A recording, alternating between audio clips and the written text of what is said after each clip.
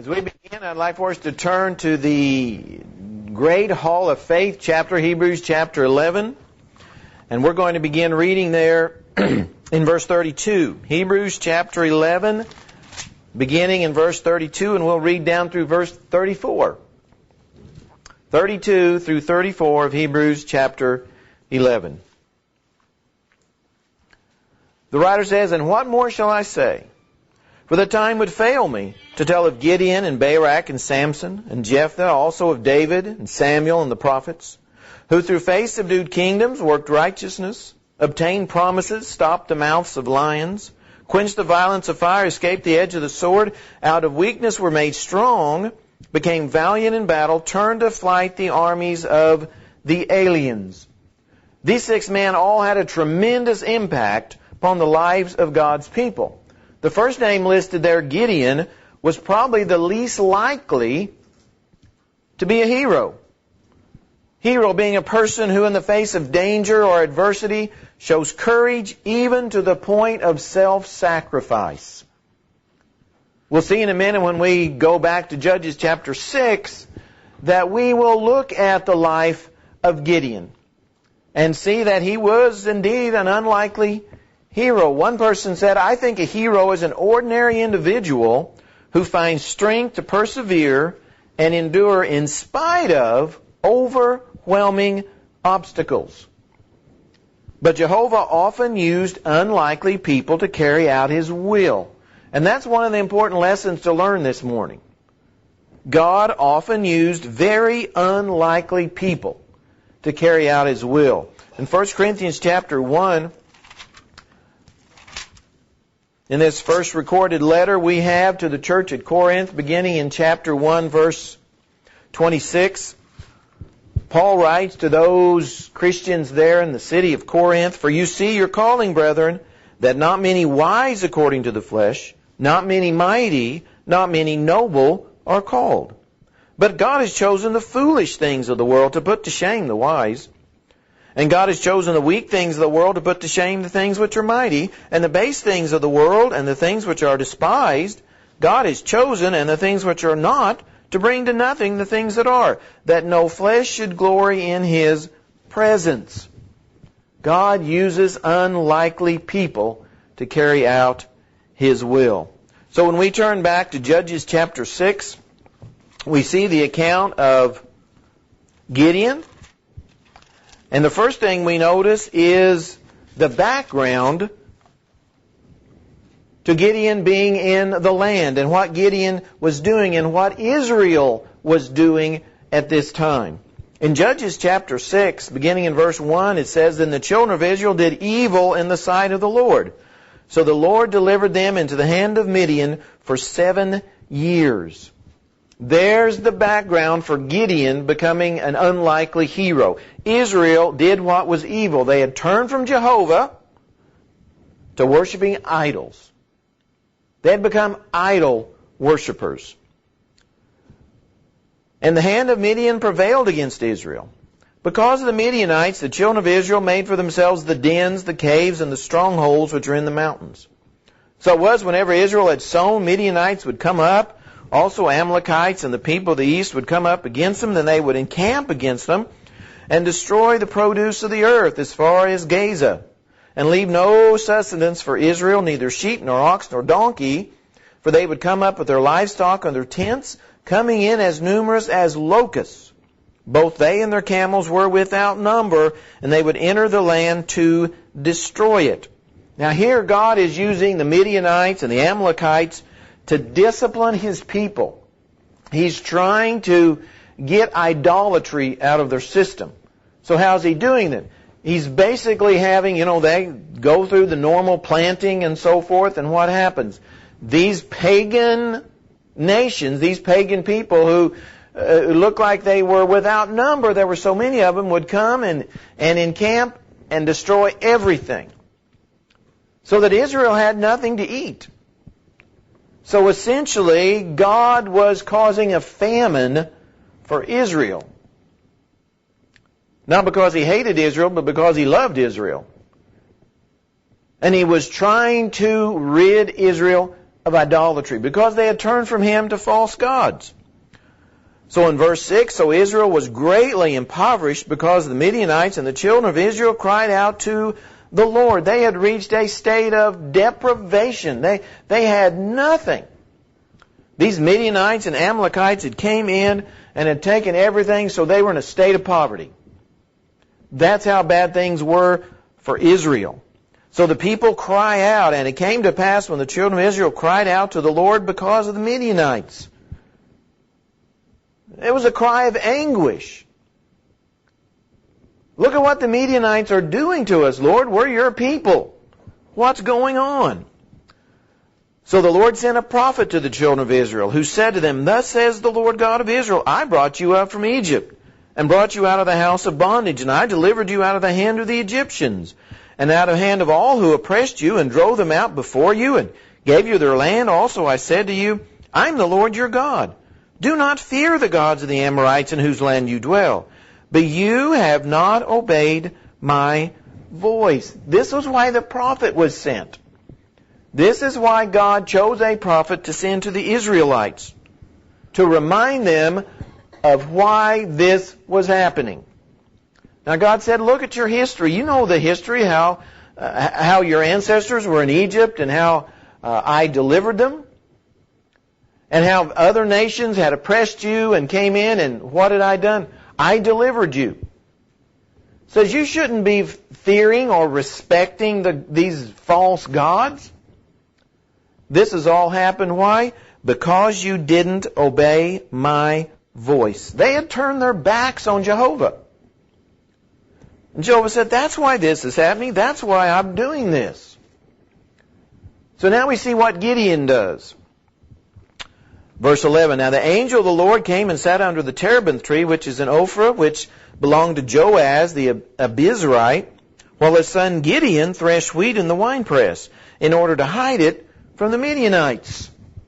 So first of all, we see Gideon hiding. We see Gideon in fear. Why was Gideon threshing wheat or grain in a winepress instead of on the threshing floor? Very simple. Threshing floor was on the level ground. The people could see him. So what he was doing, he took the grain into the winepress, which was below ground, where people couldn't see him, and that's where he was threshing grain, so he could hide.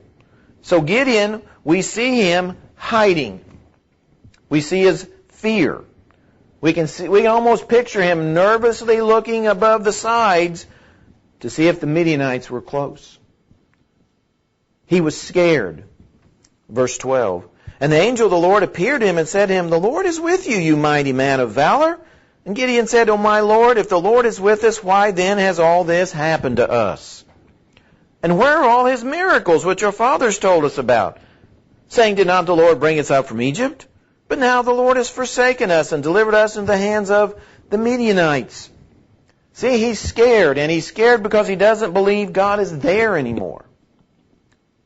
He says, where is God? Where's the miracles? Where's God delivering us? Why is this happening? See, he's scared because he doesn't think God is with Israel anymore. That he's just turned them loose and forgotten about them. Well, he goes on, then the Lord turned him and said, Go in this might of yours, and you shall save Israel from the hand of the Midianites.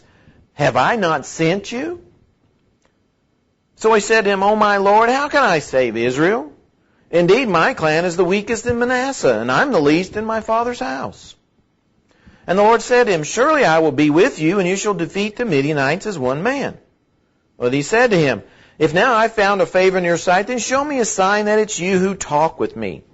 Do not depart from here, I pray, until I come to you and bring out my offering and set it before you. And he said, I will wait until you come back. Now what is he afraid of? Well, now he's afraid he doesn't have the ability to do it. He says, I'm the weakest in Manasseh. I'm the most feeble. God, why in the world would you choose me? I'm nothing. I don't have any ability. I'm just a plain old ordinary guy. I'm not powerful. I'm not strong. I'm weak. Why me? Well, we go down to verse 25. Now it came to pass the same night that the Lord said to him, Take your father's young bull, the second bull is 7 years old, and tear down the altar of Baal that your father has, and cut down the wooden image that's beside it, and build an altar to the Lord your God on top of this rock in the proper arrangement, and take the second bull and offer a burnt sacrifice with the wood of the image which you shall cut down. So Gideon took 10 men from among his servants, and did as the Lord had said to him, but because he feared his father's household and the men of the city too much to do it by day, he did it by night. Now we see something in addition that he's afraid of. And notice all the things that Gideon's been afraid of. He's been afraid that God has forsaken them and he's not there anymore. He's afraid that he doesn't have the ability to do it. He's too weak. He's too feeble. Now he fears his father's family and the men of the city. It's one fear after another fear. He's afraid. He's afraid. One more thing he's afraid of. Chapter 7, down at verse 9. It happened on the same night that the Lord said to him, Arise, go down against the camp, for I have delivered it into your hand. But if you are afraid to go down to the camp with Shurah your servant, and you shall hear what they say, and afterward your hand shall be strengthened to go down against the camp. Then he went down with Purah his servant to the outpost of the armed men who were in the camp. So he was afraid to check out the enemy by himself. So he was afraid that God wasn't with Israel anymore, that God had forsaken him. He was afraid he didn't have any ability to do it, that he was weak and feeble. He feared his father's family. He feared the men of the city. And now when he was getting ready to go down to the enemy, he was afraid to go by himself. Notice that word that keeps cropping up. Afraid, afraid, afraid. I fear them. I fear this. I fear that. Gideon's fear. But there's victory in his future. If we go back to chapter 6, verse 12, remember what the angel of the Lord told him? He said, And the angel of the Lord appeared to him and said to him, The Lord is with you, you mighty man of valor. This is a prophecy. Angel of the Lord's coming down and saying, Gideon, you're not a poor, helpless, weak, feeble person.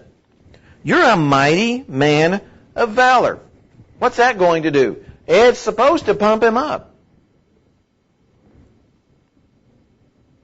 Isn't that the way we are? Some of you can do it. You know, the little train or engine that could. You can do it. That's what the angel of the Lord is saying. You are a mighty man of valor. You do have what it takes. You do have the strength to do it. Got to believe in himself. Remember in verse 14, the Lord turned him and said, Go in this might of yours, and you shall save Israel from the hand of the Midianites. Have I not sent you? He said, I am the one that has appointed you. Gideon, you're anointed for this. This is what you're supposed to do. I've appointed you to be a deliverer. A deliverer. If we go back to Joshua chapter 1, let's notice verse 9 of that particular text. Joshua chapter 1, beginning in verse 9. Notice how similar this sounds. Of course, this was God speaking to Joshua. Verse 9 of Joshua chapter 1. Have I not commanded you, be strong and of good courage, do not be afraid nor be dismayed, for the Lord your God is with you wherever you go. See, that's what God has told Gideon. Be strong, be courageous, because God is with you. God can see the future. God assures him of victory. In chapter 6, verse 22. Let's go back to verse 21, actually. Then the angel of the Lord put out the end of the staff that was in his hand and touched the meat and the unleavened bread, and fire rose out of the rock and consumed the meat and the unleavened bread, and the angel of the Lord departed out of his sight. Now Gideon perceived that he was the angel of the Lord, so Gideon said, Alas, O Lord God, for I have seen the angel of the Lord face to face. Then the Lord said to him, Peace be with you. Do not fear. You shall not die. So Gideon built an altar there to the Lord and called it, The Lord is Peace.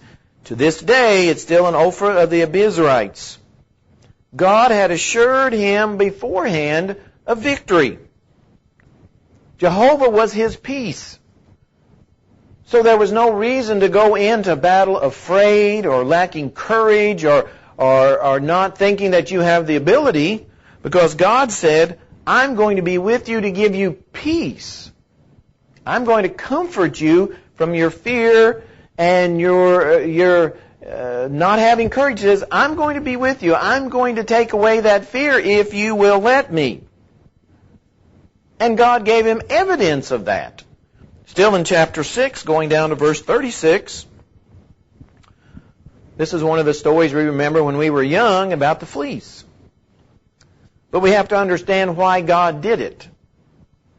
Verse 36 of chapter 6, So Gideon said to God, If you will save Israel by my hand, as you have said, look, I should put a fleece of wool on the threshing floor. If there's dew on the fleece only, and it's dry on all the ground, then I shall know that you will save Israel by my hand, as you've said.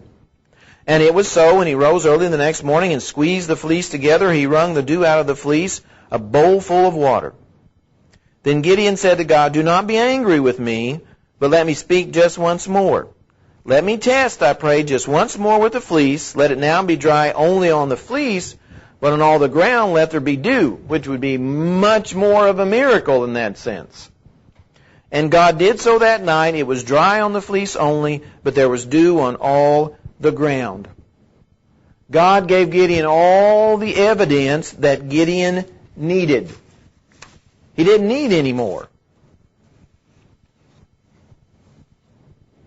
In Hebrews 11 that we started at, we sometimes call it the Hall of Faith because those people listed all did things by faith.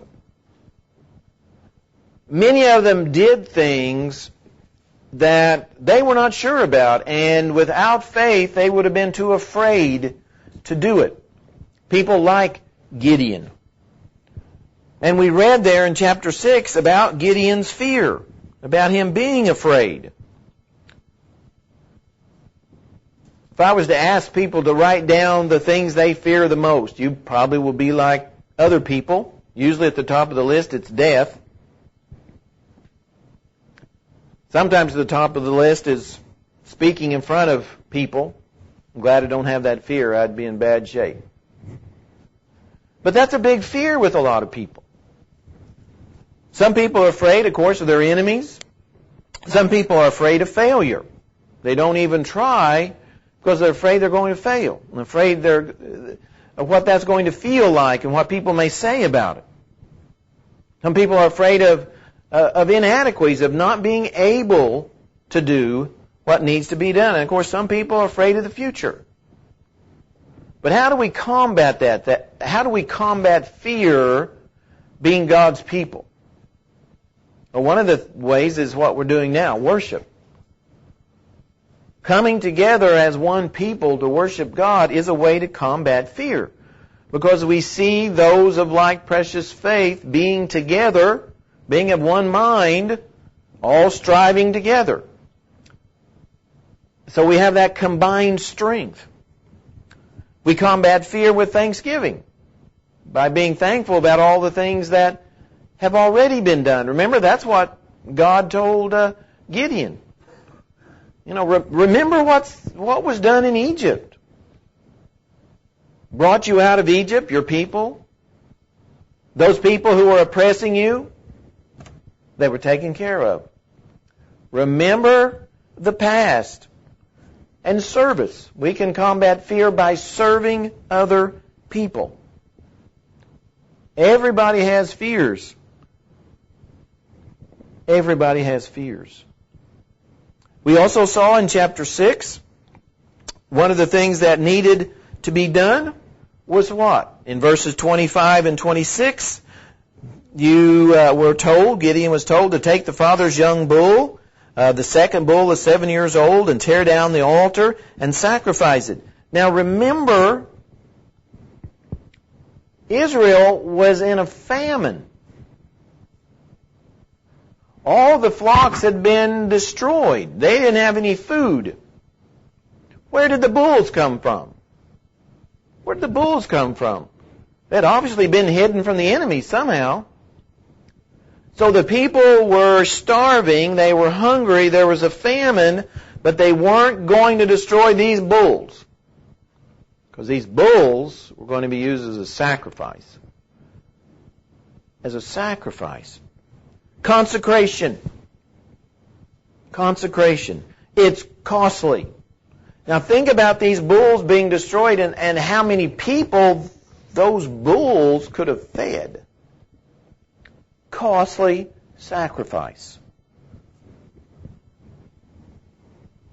God's people, sometimes their sacrifices are costly. Especially in today's world when we openly confess our beliefs.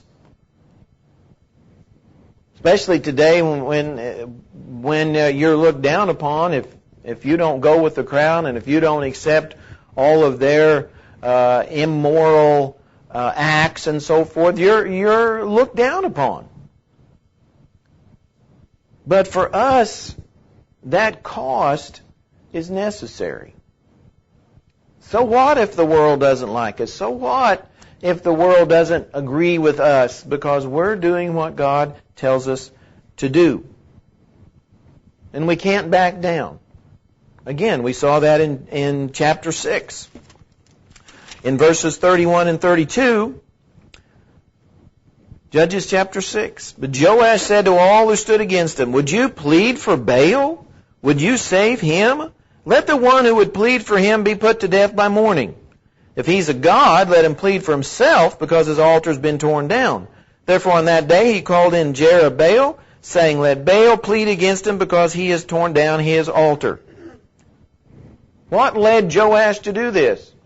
The men had came out and said, "Bring out your son that we can kill him, because he's destroyed the altar of Baal." So the father gets up and speaks out and says, "No, if Baal is really a god, let Baal come out and do it." And of course Baal wasn't a god. So we can't back down. There's another lesson to learn. We cannot back down. We have to publicly display our Christianity. A faith that is only a personal faith, one in private, is not worth having. If you're only going to display your Christianity and your faith in private, then you might as well get rid of it. It's not any good. In other words, we're to live our faith out 24/7, regardless of where we are. We just can't be Christians at home when we're within our four walls. We have to be Christians everywhere at all times, regardless of who we're with or where we are. That's what we must do. We have to show our commitment. And finally, there again in chapter 6, verse 33, "Then all the Midianites and Amalekites, the people of the east, gathered together, and they crossed over and encamped in the valley of Jezreel. But the Spirit of the Lord came upon Gideon. Then he blew the trumpet, and the Abiezrites gathered behind him, and he sent messengers throughout all Manasseh, who also gathered behind him. He also sent messengers to Asher, Zebulun, and Naphtali, and they came up to meet them." We don't get to pick the time for our faith to be seen. We can't just tell others, we can't just show that we're Christians when we're with people whom that won't bother. We have to be willing to let our faith be seen at all times. We always have to be ready, regardless of the circumstances. We need to be God's trumpet, like was blown there. We need to be God's mouthpiece. In other words, we have to take a stand. We can't sit on the sidelines. We have to join in. Christianity is not a religion of sitting on the sidelines. Christianity is a faith that's active. It's not just one we think about. It's something that we must do. Gideon was an unlikely hero. When you look at his background, when you look at him, and he was an unlikely hero, but God used him in a very important way. And he's an example of how God can use anyone to bring about His will.